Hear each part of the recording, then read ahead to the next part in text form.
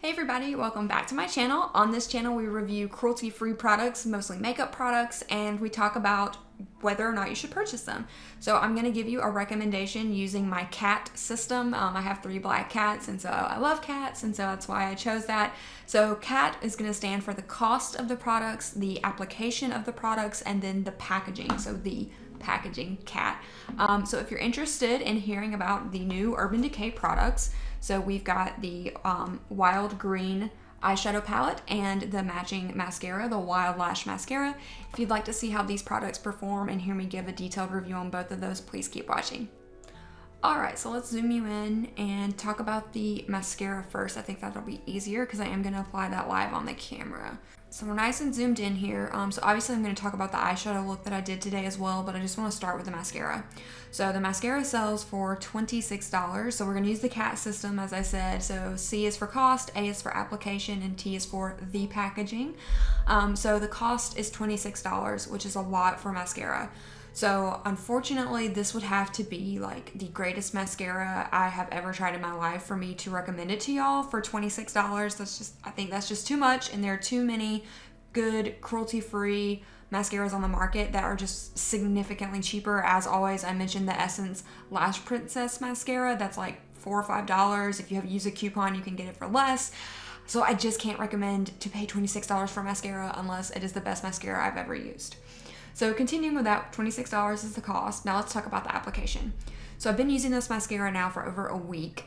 And first, let's look at the wand. So I feel comfortable talking to you about my thoughts on this mascara instead of doing a first impressions. I actually wanted to use this for a significant amount of time. So let's talk about the wand because that's a significant part of mascara application. So here's the wand itself. And what you're going to notice is that it is kind of curved here.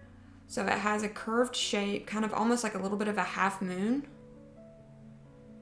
And then it's got kind of the flat sides there, so you can kind of see it there, what I'm talking about.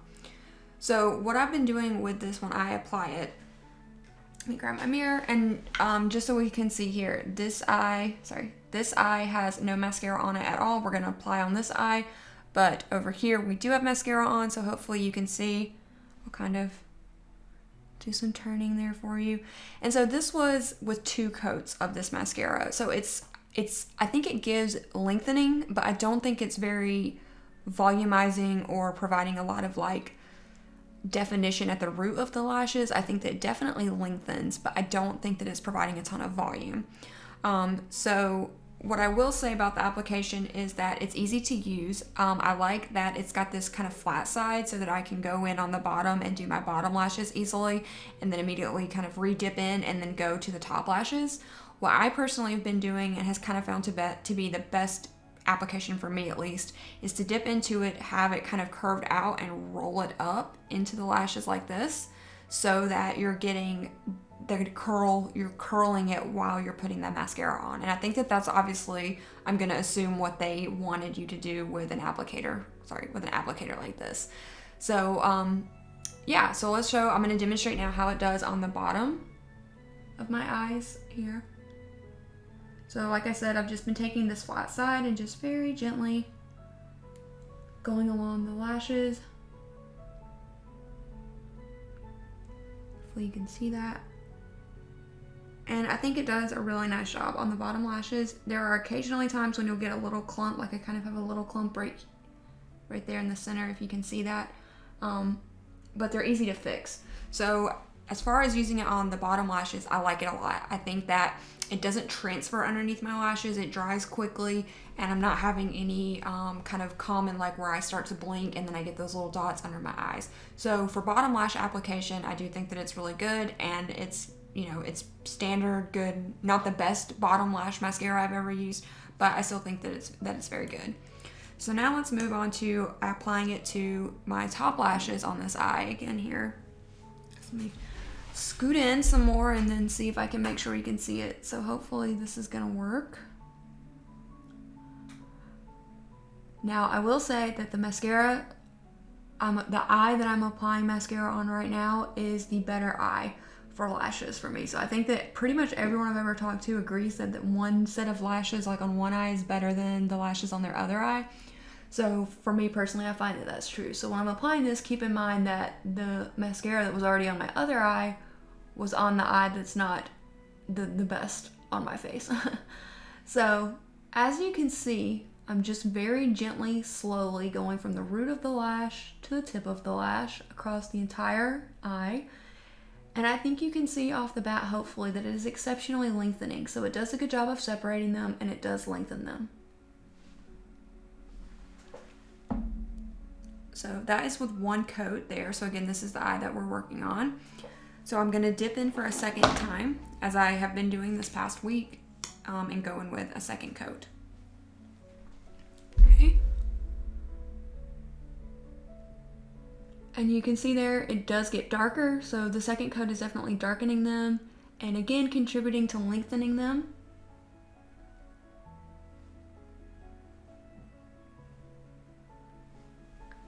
And there you have it. So again, I'm gonna go back in on this eye because this is my not so great eye, and just see if I can kind of even it out a little with some of the leftover on this side. It's not a great mascara once it dries down. It's very difficult to go back in and re-add. So as I just tried to do, it was a reminder of me to say that once it's on, it's kind of on. So yeah, so is it the greatest mascara I've ever used? No, but does it do a great job? Yes. I think it depends on what you're looking for in a mascara. Again, if you're someone who's super into lengthening mascaras, that's great. I do also, of course, with our CAT system, we've done cost application. So now we'll talk about the packaging. So let's zoom out for this. So this is the cardboard packaging that it comes in here. Very, very pretty. It's got the Urban Decay logo, the Wild Lash name, and then some cute little like graphic art there. This does have good for you lash ingredients. You can see all that on the back of the packaging there. They've got an image of a before and after. And this is a fully vegan plant-powered mascara, so that is great. So I will say there are not, at least in my experience, I haven't tried a phenomenally great vegan cruelty-free mascara that's like under $5. So keep that in mind when you're paying a little bit more for this mascara. You have to consider the fact that it is using all plant-derived ingredients, it is vegan, and it is cruelty-free. So at least for me personally, I don't mind paying a little bit more for a mascara or for any makeup product that matter if it is vegan and cruelty-free, and then also clean or plant-based. I think that that's great. So outer packaging looks like this. Now the only thing that I will say is, since this collection is supposed to be the Wild Greens collection, this to me just looks like turquoisey blue. So I wish that this had been more like maybe the color of my shirt, or just something that was actually like a true green rather than turquoise. But that's a very, very minor detail on my end. And then the mascara itself has the same packaging as the box. So it says Wild Lash there on the front. And then it's got those little graphics all the way around it. Very, very pretty. Again, wish it was green instead of blue, but that's just me. So for the mascara, what I'm going to say based on that is that I do recommend it if you are someone that is into prestige makeup brands, but I'm going to cheat a little bit and say that I don't recommend it if you are someone that is trying to save money currently or is not super into prestige brands, because $26 for mascara is just too much money. I like the mascara. I'm happy that I have it. I'm happy I was able to review it. I'll definitely use it up, but I don't think I would repurchase a mascara at this price unless, like I said before, it was the greatest mascara I've ever used. So I'm gonna give it a 4 black cats out of 5 black cats. So a 4 out of 5 rating. If it was a little bit cheaper, if it was like that $18 to $21 mark, I would have given it 5 out of 5. But unfortunately, it's just a little bit too expensive for me personally. Now, moving on to kind of the star of the show, at least in my opinion, and that would be the Wild Greens eyeshadow palette. So this is, the shape of it is very long. It's a very thin palette. This is actually the outer cardboard packaging for it. And so I like that it's very sleek. Again, we've got that same design that we saw in the mascara, the same color. We've got the eye in the middle here. On the back, you do see all of the shades that are in it, as well as the names of the shade. You see the discussion again for a vegan formula. And so this is what it looks like. The actual packaging of the eyeshadow palette itself is like this. So again, very similar to the outer packaging. So we do have the Wild Greens name, and then those little, graffiti graphic art stuff going on there. On the back, we do not have the shade names. We do have some ingredients, and that it's a vegan formula though. The shade names are on the inside. So this one opens up like so. And then there you have it. So I will post some swatches that I did on the back of my hand or the back of my arm. I'll insert that in just a second here. All right, so I'll insert that image here.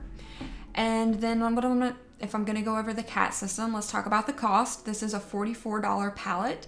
I think that is pretty standard for a prestige palette for this size and the amount of shadows that you're getting. So the price to me is a fair price. It's still an expensive palette. I definitely could recommend a green shaded palette, you know, that is cheaper and cruelty free, but I do think that it has good quality. Now, I did notice that on Ulta, it is an Ulta exclusive. You can get it from Ulta, same for the mascara, or you can get it from UrbanDecay.com, but I did notice that so far the reviews were not great for it. Now, when I first bought the palette and opened it and looked at it for the first time, I was underwhelmed. So specifically, it's called a green palette, and there were a lot of shades in there that are not green shades. So you've got some earthy tones, and you've got those kind of red muddy, browny kind of colors in there. And so I wasn't a huge fan of that. And so I was thinking this would not be an eyeshadow palette that I would recommend even before I ever used it.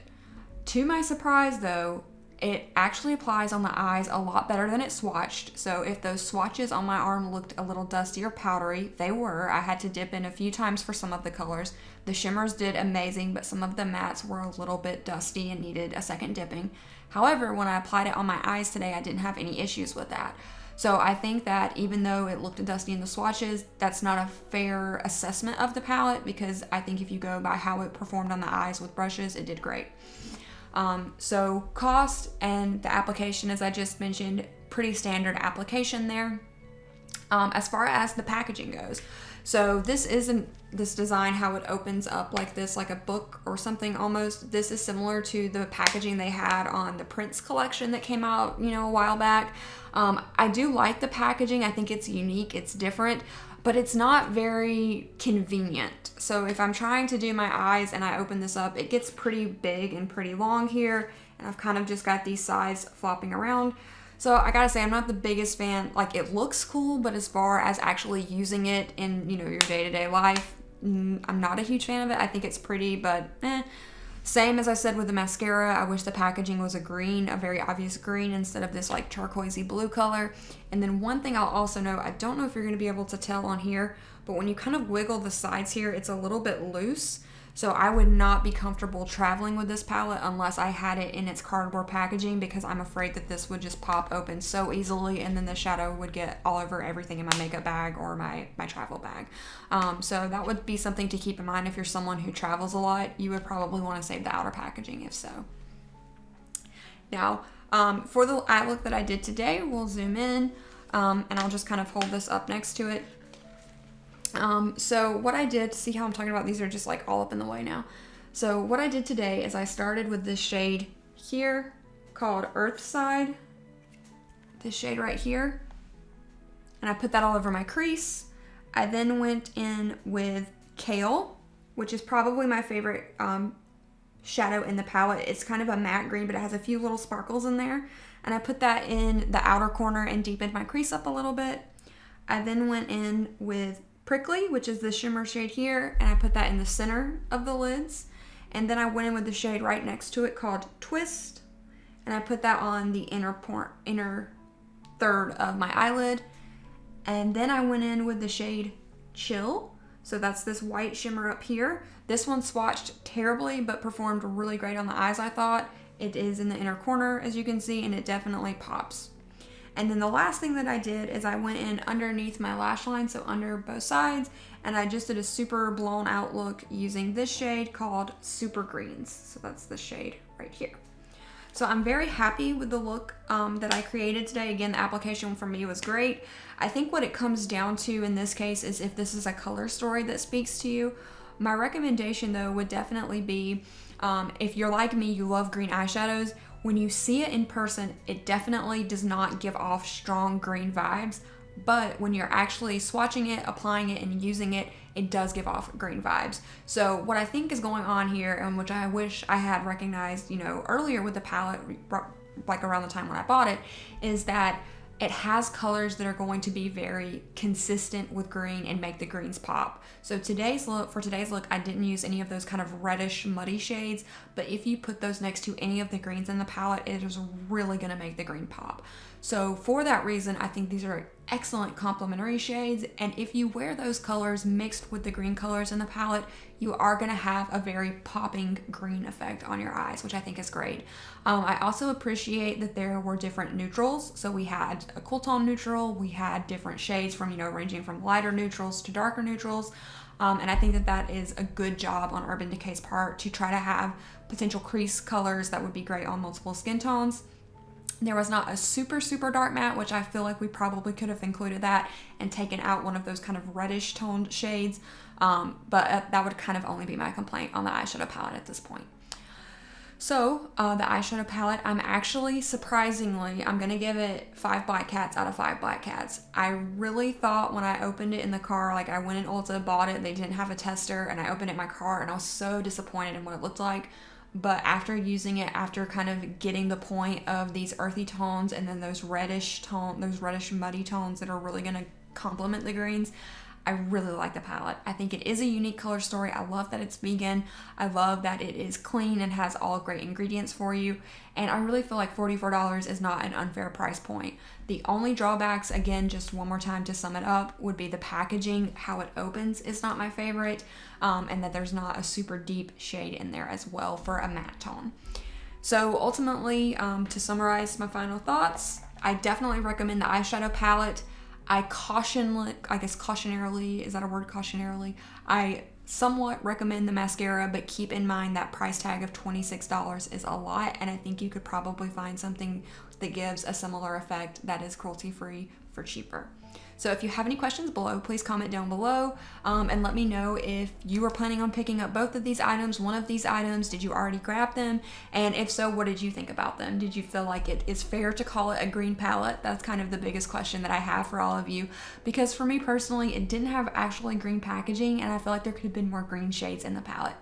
But that's all I have for you for today. I'll be back soon with some more cruelty-free reviews in the future. Thank you so much for watching, and if you wouldn't mind, please like, subscribe, share the video, leave a comment, anything like that to support the channel. Thanks so much. Bye.